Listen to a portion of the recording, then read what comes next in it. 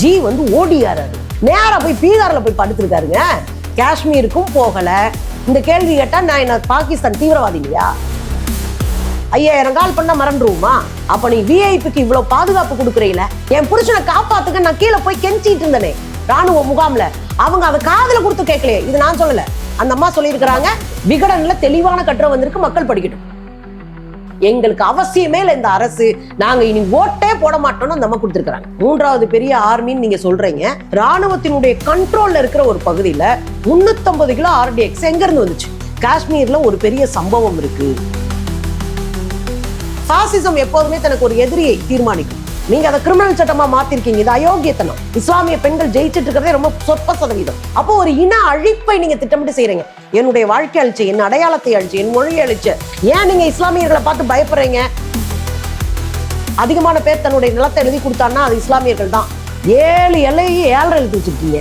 அப்ப எல்லையும் பாதுகாக்க முடியல.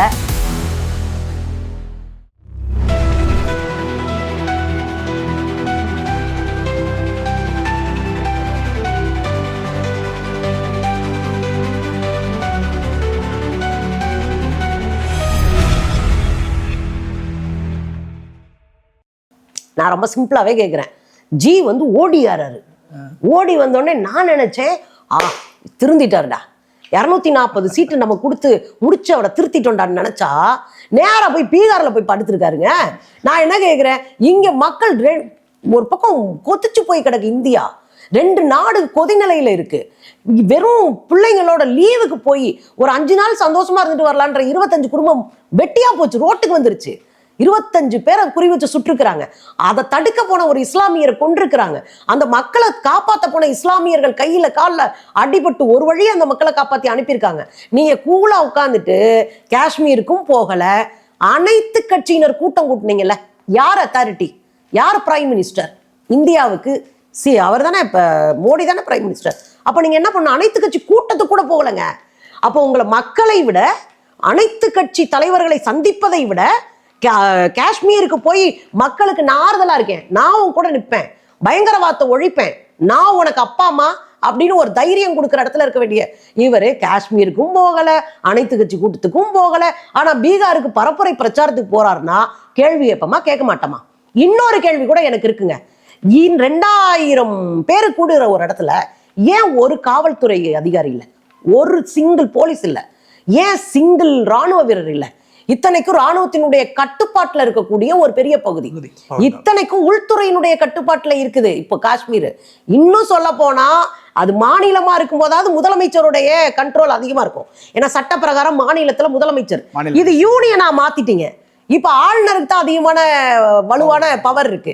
அப்ப நீங்க உங்க கண்ட்ரோல்ல இருக்கிற மாநிலம், நீங்க கண்ட்ரோல்ல வச்சிருக்கிறது ஒன்றிய அரசு நேரடியா பாக்குது. ஆளுநர் அங்க அதிகாரமிக்கவரா இருக்காரு.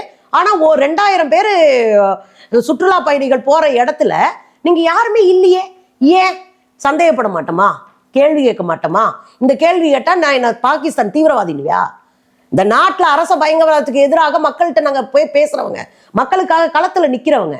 ஆனா நீங்க எப்படி இதை பண்ண முடியும்? என்ன அயோக்கியத்தனம் அது? இதை கேள்வி கேட்டா நீங்க மிரட்டுவீங்களா? கால் போட்டு மிரட்டுவீங்களா? 5000 கால் பண்ணா மறந்துருவோமா? அந்த கோவம் தான் நான் கேட்கறது. நான் மக்களுடைய ஆளுங்க, நான் களத்துல நிக்கிறவ. ஏன் மக்கள் செத்து இருக்கிறாங்க? குஜராத்ல 3 பேர் ஒட்டினா செத்துருக்காங்க. அதுல ஒரு அம்மா சுனிதா பென்னு அவங்க பேரு வச்சு கிழிச்சிருக்கிறாங்கல்ல. பதில் சொல்லு. உனக்கு ஓட்டு போட மாட்டேனே நேரடியா மந்திரியை பார்த்து, இணையமைச்சரை பார்த்து கேட்டிருக்கிறாங்க. ஒன்றிய இணையமைச்சர் என்ன கேட்டாங்க? அவங்க ஏங்க விஐபி வர்றாங்க, ஹெலிகாப்டர் பறக்குது, கார் மேல காரு போகுது டஜன் கணக்குல, அப்ப நாங்க யாருன்னு கேட்கிறாங்க. அப்ப நீ விஐபிக்கு இவ்வளவு பாதுகாப்பு கொடுக்குறீல, எங்களுக்கு ஒரு அடிப்படை வசதியை கூட கொடுக்கலையே, ஒரு அடிப்படையில மருந்து நீ கொடுக்கலையே. என் புருஷனை காப்பாத்துக்க நான் கீழே போய் கெஞ்சிட்டு இருந்தனே ராணுவ முகாம்ல, அவங்க அதை காதுல கொடுத்து கேட்கலையே. இது நான் சொல்லல, அந்த அம்மா சொல்லியிருக்கிறாங்க. விகடன்ல தெளிவான கட்டுரை வந்திருக்கு, மக்கள் படிக்கட்டும். அப்ப நான் என்ன கேட்கிறேன், அந்த அம்மா கீழே போய் நான் கதர்னே எனக்கு உதவி கிடைக்கலன்றாங்க. இதுக்கு யாரு காரணம்? மேலையும் ஆள் இல்ல, கீழையும் உதவி கிடைக்கலன்னா நாங்க கேள்வி கேட்போமா, கேட்க மாட்டோமா? அந்த அம்மா இன்னொன்னு கேட்கிறாங்க, ஏன் நான் என் வீட்டுக்காரர் சம்பாரிச்சது பூரா வரின்னு புடுங்குனீங்க, நாங்க டூர் வந்தப்ப கூட உங்களுக்கு வரி கட்டணும், நீங்க எங்கிட்ட இருந்து எல்லாம் புடுங்கிட்டீங்க, எங்களுக்கு அவசரம் உதவின்னு கெஞ்சும் போது நீங்க எங்களை கை விட்டுட்டீங்களேங்க. எங்களை கை விட்டுட்டு உங்களுக்கான ஆளை மட்டும் நீங்க பாத்துக்கிறீங்கன்னா எங்களுக்கு அவசியமே இல்லை இந்த அரசு, நாங்க இனி ஓட்டே போட மாட்டோம்னு அந்த அம்மா கொடுத்துருக்காங்க. மேடம், உங்களுடைய சந்தேகம் வந்து ஒரு அழுத்தமான சந்தேகம், உண்மையிலேயே வந்து அது ஒரு கேள்விக்கு உட்பட்ட ஒரு விஷயம்தான். ஆனால் இதில் எனக்கு இன்னொரு சந்தேகமும் இருக்குது. அது உங்களுக்கு தோணுச்சா தோணலையாங்கிறது தெரியல. ஒரு வாரத்துக்கு முன்னாடி, எக்ஸாக்ட்லி ஒரு வாரத்துக்கு முன்னாடி பார்த்தீங்கன்னா, வக்ஃபு வாரிய மசோதா திருத்த சட்டம் ஒன்று வந்துச்சு. பல முஸ்லீம் மக்கள் வந்து அதற்கு எதிர்ப்பு தெரிவித்தாங்க. அந்த எதிர்ப்பு அதுக்கப்புறம் காணவே இல்லையே, என்ன காரணம்? இதை வந்து டைவெர்ட் பண்ணுறதுக்காக இந்த ஒரு ஆப்ரேஷனா? ஏன்னா இப்போ ரீசெண்டாக வந்து ஒரு படம் எம்புரான்னு சொல்லிட்டு, அந்த படத்தில் வந்து ஒரு டைலாக் வரும், அது எதிர்ப்பு தெரிவித்தாங்க. என்னென்னா, வில்லன் வந்து சொல்லுவார், கேரளா உனக்கு ஏன் அப்படின்னா, எனக்கு பச்சை கலரே பிடிக்காது, அதனால தான் நான் எல்லாத்தையும் எஸ்டேட்டு போட்டு விற்க போகிறேன், எனக்கு அங்கே இந்த இடத்துல பச்சையாகவே இருக்கக்கூடாது, அதான் பண்ண போகிறேன் அப்படின்னு சொல்லி வருவாங்க. இது கிட்டத்தட்ட காஷ்மீருக்கும் பொருந்துமா? எனக்கு இந்த 2 சந்தேகத்தை மட்டும் நீங்க தெரியுங்க. இது ஆக்சுவலாக எனக்கே தோன்ற ஒரு விஷயம். இல்லை, கண்டிப்பா ஒவ்வொரு பெரிய பிரச்சனை வருகிற போதும், ஒவ்வொரு தேர்தல் வருகிற போதும் இது போன்ற ஒரு சம்பவம் நடந்துகிட்டே இருக்கும். ஒரு பெரிய பிரச்சனை வருது, கடுமையான எதிர்ப்பு வருதுன்னா அதுக்கு பேரலா இன்னொன்று திருப்பி விடுவாங்க. இல்லைன்னா இன்னொரு பெரிய பிரச்சனை செய்ய போறாங்கன்னா ஒரு சின்ன விஷயத்தை போட்டு நம்மளை கதற விட்டுட்டு இருப்பாங்க. இங்க பெரிய விஷயம் நடந்துகிட்டு இருக்கும். இப்படி பல பாஜக ஆட்சியில ஓடிட்டே இருந்துச்சு. நீங்க புல்வாமா அட்டாக் நடந்த போது தேர்தல் வரப்போகுது. புல்வாமா அட்டாக் நீங்க நடக்கும்போது அதை குறித்து பயங்கரமா எச்சரிக்கிறாங்க. அதுவும் புலனாய்வுத்துறை 7-8 முறைக்கு மேல எச்சரிச்சிருக்கிறாங்க. இவங்க விமானம் கேட்கிறாங்க, ஆளுநர் விமானம் கேட்கிறாரு, புலனாய்வுத்துறை எச்சரிச்சிருக்கு, பிரச்சனை வரப்போகுது, நீங்க விமானத்துல நம்மளுடைய சோல்ஜர்ஸ்லாம் ஏத்திட்டு வந்துடலாம், நீங்க விமானம் கொடுங்கன்னு. அதெல்லாம் கொடுக்க முடியாதுன்ட்டாங்க. ஏன்? அரசாங்கம் பண்ண தானே, 3வது பெரிய ஆர்மின்னு நீங்க சொல்றீங்க, ஏத்திட்டு போய் இறக்குறதுல என்ன பிரச்சனை? ஒரு 40 உயிர் மிச்சமா இருந்திருக்குல்ல, இன்னைக்கு பாதுகாக்கப்பட்டிருக்கும்ல. ஆனா என்னன்னா மாட்டேன்ட்டாங்க. கடைசியில் பார்த்தீங்கன்னா 350 கிலோ வெடிபொருளோட போய் ஒருத்தர் வந்து மோதுறாரு. ஒரு பாதுகாக்கப்பட்ட பகுதியில், இராணுவத்தால் சூழப்பட்ட பகுதியில், இராணுவத்தினுடைய கண்ட்ரோல்ல இருக்கிற ஒரு பகுதியில் 350 கிலோ ஆர்டிஎக்ஸ் எங்க இருந்து வந்துச்சு? சந்தேகம் வரும்ல. நம்ம ஊர்ல கிருஷ்ணவேணின்னு ஒரு இராணுவ வீரருடைய இணையர், அவர் இறந்து போயிட்டார் அந்த குண்டுவெடிப்புல. அவங்க கேட்குறாங்க, எனக்கு சந்தேகமா இருக்கு, இவ்வளவு இராணுவ வீரர்களை ஒரே டைம்ல ஏத்திட்டு போனதே இல்லை. சரிங்க, இதுக்கு முன்னாடி 3 நாளைக்கு முன்னாடி நீங்க, அவர் பேர் என்னங்க, என்ன கோசாமி, அர்னாப் கோசாமி, அவரு வாட்ஸ்அப் ஒன்று 300 பக்கத்துக்கு வாட்ஸ்அப் வந்து வெளியாச்சு, அந்த ஸ்கிரீன்ஷாட்ஸ். அதுல நீங்க பாத்தீங்கன்னா வெடிக்கிறதுக்கு 3 நாளைக்கு முன்னாடி காஷ்மீர்ல ஒரு பெரிய சம்பவம் இருக்கு, ஒரு பெரிய சம்பவம் இருக்கு. அது என்ன சம்பவம்? என்னைய ஏன் விசாரிக்கல? இது ஒரு அரசாங்கத்துக்கு எதிராக ஒருத்தர் பேசியிருக்கிறாரு, ஒரு அரசாங்கத்தினுடைய செயல் திட்டத்தை அல்லது சதியை ஏதோ ஒன்று வெளியே கொண்டு வந்திருக்காரு. அப்போ இதை பூரா கூட்டி கழிச்சு பாருங்களேன். இவங்களுக்கு ஏதோ ஒன்று தேவைப்படுகிற போது எங்கேயோ குண்டு வெடிக்குது, அதை நாங்கள் கேட்கக்கூடாதா? அப்படிதான் நீங்க நடந்திருக்கு. இதை நான் சொல்லலை, சத்யபால் மாலிக் சொல்றாரு, அவர் தான் ஆளுநராக இருந்தாரு. மோடி கிட்ட சொல்றாரு, ஐயா இந்த பெரிய 40 பேர் இறந்ததுக்கு நாம தான் காரணம், இது நம்ம தான் எடுக்கணும், இதை நம்ம தான் ஒத்துக்கணும், அதெல்லாம் பேசக்கூடாது, வாய்மூடு. அதை திரும்ப அவர் வெளியே சொன்ன பிறகு அவர் மேல கேஸ் போடுறீங்க, அரெஸ்ட் பண்றீங்க. அப்போ உங்களுக்கு புரியுதுங்களா? இங்கே ஒரு வேளை ஒரு தந்திரம் நடந்துகிட்டே இருக்கு. பாசிசம் எப்போதுமே தனக்கு ஒரு எதிரியை தீர்மானிக்கும், அந்த எதிரியை திட்டமிட்டு அழிச்சு ஒழிக்க பார்க்கும். அவங்களுக்கு எதிரியா இப்போ அவங்க திட்டமிட்டு இருக்கிறது இஸ்லாமியர்கள். அந்த இஸ்லாமியர்கள் மீது மீண்டும் மீண்டும் மீண்டும் அடிச்சுக்கிட்டே இருக்கிறது. 370 காலி பண்றது, 35A காலி பண்றது, CAA, NRC, NPR, அப்புறம் அந்த குடும்பத்துல சிவில் சட்டமா இருந்தது முத்தலாக்கு, நீங்க அதை கிரிமினல் சட்டமா மாத்திருக்கீங்க. இது அயோக்கியத்தனம். அந்த குடும்பத்துல 5 வருஷம் ஒருத்தன் உள்ள போயிட்டானா இந்த குடும்பம் என்ன ஆகும்? இப்பதான் பொது கல்விக்குள்ளே இஸ்லாமிய பெண்கள் வந்திருக்கிறாங்க. இஸ்லாமிய பெண்கள் ஜெயிச்சிட்டு இருக்கிறதே ரொம்ப சொற்ப சதவீதம். நீங்க சச்சார் கமிஷன் இஸ்லாமியர்களை பற்றி பேசுகிற போது என்ன சொல்லுது? தலித்துகளை விட, பழங்குடிகளை விட பொருளாதாரத்திலும் கல்வியில் பின்தங்கி இருக்கிறார்கள். அப்ப நீங்க அவங்களுக்கு என்ன செய்யணும், என்ன செஞ்சுட்டு இருக்கீங்க? அப்போ ஒரு இன அழிப்பை நீங்க திட்டமிட்டு செய்யறீங்க. இதை நான் மட்டும் சொல்லுங்க, அமெரிக்காவில் ஜீனோசைட் வாட்ச் என்கிற ஒரு நிறுவனத்தை நடத்தி கொண்டிருக்கிற பேராசிரியர் கிரெகரி ஸ்டான்டன், அவர் ஒரு அறிக்கையை வெளியிட்டு அதை அமெரிக்க அரசுகிட்ட கொடுத்தாரு 2 வருஷத்துக்கு முன்னாடி. என்ன கொடுத்தாரு தெரியுமா? இந்தியாவில் ஒரு இன அழிப்பு நடக்க போகிறது, கவனமாக இருக்கணும், அதை தடுத்து நிறுத்தணும். நான் ருவாண்டால நடக்க போகுதுன்னு சொன்னப்ப யாரும் என்னை நீங்க நம்பல. 90களில் நான் சொன்ன மாதிரியே 5 லட்சம் பேர் கொலை செய்யப்பட்டார்கள். இன்னைக்கு இந்தியாவில் நடக்க போகுது. 20 ஆண்டுகளாக இந்திய அரசியல் நான் பார்த்துட்டு இருக்கேன், ஃபாலோ பண்ணிட்டு இருக்கேன், அதை வந்து ஆய்வு செஞ்சுட்டு இருக்கேன். இந்தியாவினுடைய கடைசி ஸ்டெப்ல இருக்கு, இதை செய்ய போறவங்க RSS அப்படின்னு அறிக்கை கொடுத்துருக்காரு. இல்லைன்னு மறுப்பீங்களா? அப்ப எதுவுமே தெரியாத மக்கள் எங்களை நினைச்சிட்டு இருக்காது அந்த அரசாங்கம். எதை வேணாலும் செஞ்சுட்டு, மக்களுக்கு எதிராக எதை வேணாலும் செஞ்சுட்டு, நீங்க அந்த இடத்துல எங்களுக்கு சந்தேகமா இருக்குங்க. ஏன் ராணுவ அதிகாரி இல்லை, ஏன் காவல்துறை இல்லை? 2000 பேர் கூடுற இடத்துல, இவ்வளவு பாதிக்கப்படக்கூடிய இடத்துல, இவ்வளவு பிரச்சனை இருக்கக்கூடிய இடத்துல, மக்கள் அச்சுறுத்தப்படுகிற ஒரு இடத்துல எப்படி நீங்க அசால்ட்டா இருந்தீங்க? அப்ப அதுக்கு பின்னாடி என்ன இருக்கிற அரசியல்? இதை எல்லா தலைவர்களும் கேட்டிருக்காங்க. காங்கிரஸ் நேற்று கேட்டிருக்கிறாங்க, நானும் கேட்கிறேன். நீங்க என்ன பதில் சொல்லுங்க. இதை விட்டுட்டு என்னைய பயங்கரவாதினா என்ன அர்த்தம்? சரி, இப்போ நீங்க இந்த சைடு கேட்குறீங்களா, நான் எப்படியும் வந்து காயின் நோட்டா போடுறேன். இப்போ ஆர்எஸ்எஸ்னால வந்து ஒரு பெரிய ஒரு இனமே அழிய போகுது, அதுக்கு ஆர்எஸ்எஸ் தான் காரணம்ன்றாங்க. அவங்க ஒரு பக்கம் யோசிப்போம், பூர்வக்குடிகள் அப்படின்னு ஒன்று வச்சுக்கோமே. அமெரிக்காவில் செவிந்தியர்கள் அவங்க பூர்வக்குடிகள், அது மாதிரி இப்போ நம்ம ஊர்ல பூர்வக்குடிகள்னு ஒருத்தவங்கள வச்சுக்குவோம். வந்தேரிகள்னு ஒருத்தவங்க கைவருக்கோளன் கணவாய் வழியா வந்தவங்க ஒரு குரூப். இப்போ இந்த மாதிரி வந்தேரிகள் வந்து இந்த நாட்டை ஆள்றதா அப்படிங்கிற ஒரு இனத்துவேஷம் எல்லா நாடுகளையும் உண்டு தானே. ஒருவேளை அந்த காழ்ப்புணர்ச்சி கூட வாழையடி வாழையா வந்ததுனால கூட இப்போ நீங்க சொல்ற இந்த ஒரு விஷயம், இந்த ஒரு வெறுப்பு உணர்ச்சி, இந்த பகைமை உணர்ச்சி, அந்த நாடை அன்னைக்கு பிரச்சனையில இருந்தபோது, பிரிவினில் இருந்தபோது அந்த நாட்டை ஆண்ட மன்னன் வந்து ஒரு இந்து மன்னன். இந்த ஒரு பல காழ்ப்புணர்ச்சிகளை வச்சு இவங்க வந்து இந்த மாதிரியான ஒரு சதி வேலைகளை ஈடுபடுறாங்களா அப்படின்னு நீங்க நம்புறீங்களா? பார்ப்பனியம் அப்படின்ற ஒரு விஷயம் வந்து நாம காலங்காலமா கண்டிக்கிற, எதிர்க்கிற ஒன்று. அதுதான் வந்து நீங்க சனாதனன்ற பேர்ல இருக்கு. நாம அதை கண்டிக்கிறோம். நம்ம வந்தேரிகள் அப்படின்றது சும்மா ஒருத்தரை வெறுப்பேத்துறதுக்கோ ஒருத்தரை அவமானப்படுத்துறதுக்கோ இல்லை. நீ வந்துட்டு என் பண்பாட்டை அழிச்சு பாருங்க, என்னுடைய வாழ்க்கை அழிச்சு, என் அடையாளத்தை அழிச்சு, என் மொழியை அழிச்சு, என் இனத்தினுடைய எல்லா அடையாளங்களையும் அழிச்சிட்டீங்க. நீங்க பொது அடையாளத்துக்குள்ள வர்றீங்க, பொது அடையாளத்துக்குள்ள வந்து என்னுடைய இனத்தை கொண்டு வந்து நிறுத்திட்டீங்க. இதை நாங்க கண்டிக்கிறோம், கேட்கிறோம். இப்ப அவங்களுக்கு என்ன அப்படின்னா, அங்க வந்து இந்து மன்னர் இருந்திருக்கலாம் காஷ்மீர்ல, ஆனா இருந்த மக்கள் பூரா வந்து அங்க காஷ்மீரிகள், காஷ்மீரி என்ற இனம், அவர்கள் வழிபாட்டு முறை இஸ்லாம், அவ்வளவுதான்.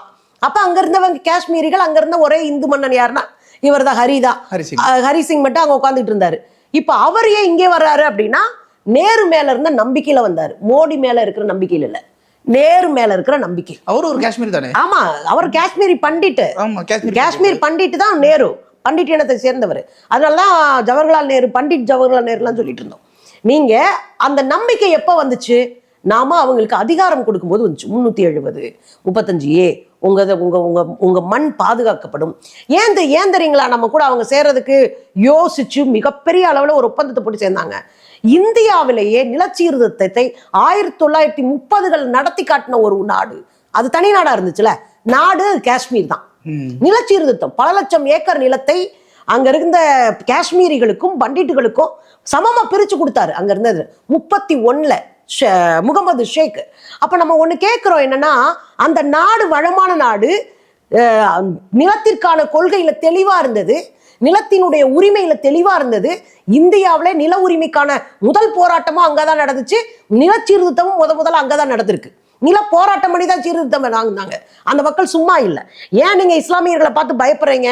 நிலத்திற்கான போராட்டத்துல முதல்ல நின்னா, இந்தியாவினுடைய விடுதலைக்கு அதிகமான பேர் செத்தாங்கன்னா அது இஸ்லாமியர்கள் தான். அதிகமான பேர் தன்னுடைய நிலத்தை எழுதி கொடுத்தான்னா அது இஸ்லாமியர்கள் தான். சுபாஷ் சந்திர போஸ் வந்து சிங்கப்பூரை பிடிச்சிட்டாரு. 3 ஆண்டுகள் சுபாஷ் சந்திர போஸ் கட்டுப்பாட்டில் தான் இருக்கு. சிங்கப்பூரை பிடிச்சி இந்தியான்னு அறிவிச்சு விட்டாரு. அறிவிச்சு விட்ட பிறகு அவருக்கு பணம் தேவைப்படுது, தான் சொத்தை முழுசா எழுதி கொடுக்குறாங்க இஸ்லாமியர்கள். இப்படியே போய் கொடுக்குறாங்க, எங்களுக்கு இந்தியா கிடைச்சா போதும். அவ்வளவு வெறித்தனமா அந்த நாட்டின் மீது பற்று கொண்டவர்கள். நீங்க கட்டி அமைக்கிற அந்த கதையெல்லாம் நம்புற அளவுக்கு இங்க நாங்க இல்லை. அதனால நீங்க ஹரி சிங் நேருவை நம்பினார். நேரு நேர்மையானவராக இருந்தாரு, அவர் ஒரு கம்யூனிஸ்டாக இருந்தார். அதனாலதான் சோசலிச முதலாளித்துவ பொருளாதாரம் என்று இந்திய பொருளாதாரத்துக்கு அவர் பேர் வச்சாரு. சாமானியர்களுக்கான பொருளாதாரத்தையும் கையில் எடுத்தார். அவரை நம்பி அவரோட போட்ட ஒப்பந்தத்தின் அடிப்படையில் இவ்வளோ பெரிய அழகான ஒரு மாநிலமா வந்தது. பாகிஸ்தானும் இந்தியாவும் ஏற்கனவே அடிச்சு சண்டை போட்டு அங்க ஏற்கனவே பிரச்சனை இருந்துச்சு, அதுல இருந்து காப்பாற்ற தான் வர்றாரு. எங்களை காப்பாத்துங்கன்னு சொல்லி தான் ஹரிசிங் உள்ளே வர்றாரு. ஆனா நீங்க காப்பாற்ற முடியலல்ல. இன்னைக்கு நம்ம அவங்க கிட்ட பாதி நிலத்தை கொடுத்துட்டோம்ல. சீனாக்காரன் 52 கிலோமீட்டருக்கு உள்ள வந்து உட்காந்து கும்பாபிஷேகம் நடத்திட்டு இருக்கான். 52 கிலோமீட்டருங்க, பாலம் போட்டிருக்கா, ரோடு போட்டிருக்கான், வீடு நீங்க வந்து வில்லா மாதிரி கட்டி விட்டுருக்கானுங்க. வைத்தறிச்சலா இருக்கு பார்க்கும்போது. 52 கிலோமீட்டர் உள்ள அருணாச்சல பிரதேசத்தை சீனா தான் மேப்ல போட்டிருக்கான், இது எங்க இடம் அப்படின்னு. யார் நீங்க சவுக்கிதாரு? நாங்க உலகத்தை கேட்கிற, உலகத்தை யோசிக்க வைக்கிற ஞான குரு எட்டாப்புல ஓடி போயிட்டது எங்களுக்கு தெரியும். டிவி திரைன்னு உருட்டி விட்டது எங்களுக்கு தெரியும். 8ஆம் வகுப்பு படிக்காம ஓடி போனதுனாலதான் கல்வியுடைய அருமை தெரியாம கல்விக்கான நிதியை நீங்க குறைச்சிங்க. இதெல்லாம் வேற. ஆனா இந்த விஸ்வகுரு அப்புறம் இந்த சவுக்கிதாரு எங்க ஓடிய? 7 எல்லையை 7 எழுத்து வச்சிருக்கீங்க. 7 எல்லையில இருக்கிற சின்ன சின்ன நாடு கூட நம்ம கூட சண்டைக்கு வந்துட்டு நிற்குது. அப்ப எல்லையும் பாதுகாக்க முடியல, மக்களுடைய நம்பிக்கையும் உங்களால காப்பாற்ற முடியல. உங்களுக்கு ஓட்டு போட்டிருந்தப்புல புளிச்சுன்னு மூஞ்சியில் துப்பிருக்கோம் உங்க ஊருக்காரப்புல. அது இப்ப நான் இந்த அடிப்படையில் தான் பாக்குறோம். இந்தியா ஹரிசிங்கா அதெல்லாம் இல்லைங்க. இவங்களுக்கு ஒரு ஆள் எதிரியா இருக்கணும், அவனை காமிச்சு ஓட்டு பொறுக்கணும். ஏன்னா நான் செயல் திட்டம் இருந்துச்சுன்னா அவங்க அதை கேட்டு ஓட்டு கேட்டுருவாங்க. நான் காலை உணவு போட்டேன்ப்பா, தமிழ்நாட்டில் கேட்க முடியும். நான் இலவச பஸ் பேருந்து கொடுத்தேன்ப்பா, அந்த அம்மா வந்தாங்க, நான் இலவசமா கம்ப்யூட்டர் கொடுத்தேன், ஜெயலலிதா அம்மா கேட்க முடியும். நான் கடைசி வரை நீட்டுக்கு எதிராக போராடினேன், ஜெயலலிதா அம்மா சொல்ல முடியும் இல்லையா? ஆனா இங்க நீங்க என்னத்த சொல்லுவீங்க? நான் பஸ் ஏற்றிட்டு போனா அடிச்சு கொள்ளுவேன், நான் பழங்குடியினர் மூஞ்சியில மூத்திரம் பெய்வேன், அப்புறம் நாங்கள் பெண்கள்லாம் வாழவே முடியாத ஒரு நாடா மாற்றி வச்சு முதல் இடத்துல உட்காந்துருக்கேன். இந்தியா தான் தற்கொலை பண்ணிக்கிற இளைஞர்கள் இருக்கிற அதிகமாக இருக்கிற நாடுகளை 2வது இடத்துல இருக்கு. பசி குறியீடு, பட்டினி குறியீட்டுல இந்தியா, பாகிஸ்தான், பங்களாதேஷ், இலங்கைக்கெல்லாம் பின்னாடி இருக்கு. அப்போ பட்டினியாவே 47 கோடி பேர் செத்துக்கிட்டு இருக்கேன் இந்தியாவில். தண்ணிக்காக ஒரு பிள்ளை உயிரை கையில பிடிச்சிட்டு கிணத்துக்குள்ள இறங்கிக்கிட்டு இருக்கு. 50 அடி ஆழ கிணத்துக்குள்ள கயிறை பிடிச்சி இறங்கி அங்க தண்ணி எடுத்து மேல கொடுத்துக்கிட்டு இருக்கு. இந்த லட்சணத்துல நாட்டை வச்சுக்கிட்டு என்ன சொல்லி ஓட்டு கேட்பாரு? அப்ப எதிரியா ஒரு இனத்தை கட்டமைச்சு அழிச்சு ஒழிக்கிறதா அவங்களுடைய நோக்கமே ஒழிய இதுக்கு பின்னாடி பெருசா பிளான் பண்றதுக்கெல்லாம் ஒண்ணும் இல்லைங்க. அவங்க அதிகாரத்துல இருக்கணும், ஆரிய பார்ப்பனியம் அதிகாரத்துல இருக்கணும், அதுக்கான செயல் திட்டம் எங்க கையில இருக்கு, அதை நாங்க செஞ்சுட்டு போயிட்டே இருப்போம். அதுதான் அவங்க அரசு. விஜய் இப்போ தவழ்ந்து வரும் குழந்தை கட்சி ஆரம்பிச்சு திராவிடத்தை ஒழிப்பேன்னு கட்சி ஆரம்பிச்சவங்க கூட காணாம போயிருக்கான். சைக்கிள் ஓட்டிட்டு இருந்தாரு, மூவ் பண்ணாரு, எங்க போனாங்க? விஜய் ஒரு சினிமா நடிகர் இல்லையா? நான் ஃபேனுங்க. இது ஒன்றும் சினிமா இல்ல. பசுமாடை வாங்குறது, பாலை கறக்குறது, பால்கோவா காய்ச்சுறது. எம்ஜிஆர் பாத்தீங்களா, அவர் வந்த உடனே முதலமைச்சராகல, அது மாதிரிதான் நாங்களும் அப்படின்னாங்க. போன வாரம் இந்த வாரம் முதலமைச்சர் ஆகணும்னா நான் விஜயை பழி கொடுக்கறது பாஜக தான் நான் அடிச்சு சொல்லுவேன். உதயநிதி ஸ்டாலின் அவர்களுமே எந்த அரசியல் அனுபவமும் இல்லையே. ரொம்ப சிம்பிள், அவங்க அப்பா முதலமைச்சர், அவர் நேர்மையா ஒத்துக்குவாரு. நான் புஸ்தகம்லாம் படிச்சது இல்லை தோழர். அவங்க தாத்தன் காலத்துல இருந்து 3வது தலைமுறை இல்ல. அரசியலை ஜெயிக்கணும்னா களத்துக்கு போவோன்றோம். இதான் ரசிகனாவே வச்சுட்டு உட்காந்துருக்கீங்க. தொண்டனா மாறுறவன் தவ மாட்டான். யாருமே அவங்க பூமரு எப்ப பார்த்தாலும் இப்படிலாம் பேசுறாங்க. என்ன சித்தாந்த தெளிவோட அரசியல் பண்றதுதான் இங்க பிரச்சனை. உன் ஆடை எனக்கு பிரச்சனை கிடையாது, உன் ஆட்டிடியூட் பிரச்சனை. விஜய் போய் இன்னைக்கு வரையும் விசாரிக்கல. மேல இருந்து குதிச்சு சக்கரத்துக்குள்ள போயிட்டேன்னா செத்து போகடா, பொலேர்னு கண்ணத்துல போட்டு இறங்கடா. இது அஜித் செஞ்சிருக்காரு தெரியுங்களா உங்களுக்கு? விஜயகாந்த் செஞ்சிருக்காரு தெரியுமா உங்களுக்கு? எனக்கு வயிற்றுச்சலா தான் இருக்கு. நானே கேட்கிறேன், ஆதவர்ஜுனாவுக்கு அரசியல்ல என்ன ஸ்பெல்லிங் தெரியுமா? மத்தது பூரா சொத்தை காப்பாத்துறதுக்கு அரசியல் உட்காந்துருக்க பிம்பம். உங்க மாமனார் ஊரை அடிச்சு உலையில போட்டு யாருக்கு அம்பேத்கரை பத்தி பாடம் நடத்துறீங்க? கையில பேனா வச்சு இப்படி ஆட்டி அறிவாளியை காமிச்சுக்கிட்டாங்க. பேசப்படாது அவரெல்லாம். ஆதவர்ஜுனா விசிகாவில் இருக்கும்போதே தப்புன்னு தானே சொன்னேன். ஆதவர்ஜுனாலாம் வச்சு செஞ்சு வச்சிருக்கேன். அம்மா கிட்ட போகலாம், அக்கா தங்கச்சிக்கிட்ட போய் படுது, நீ உனக்கு தினவு இருந்தா நீ யார் கூடயும் போகலாம் அப்படின்னு இந்து பெண்களை விபச்சாரின்னு சொல்லிட்டாருன்னு கிளப்பி விட்டாங்களோ, அண்ணன் அதை சொல்றாரு ஒரு அறிக்கையில. எங்களுக்கு முரண்பாடுகள் இருந்தாலும் அவர் எங்கள் கொள்கை தலைவர். இந்த முரண்பாடு எங்க இருந்து வந்துச்சு? விஜயகாந்த் அடுத்தடுத்து ஓட்டு குறைஞ்ச மாதிரி பாவம் விஜய் பலியிடப்பட்டிருக்கிறார்.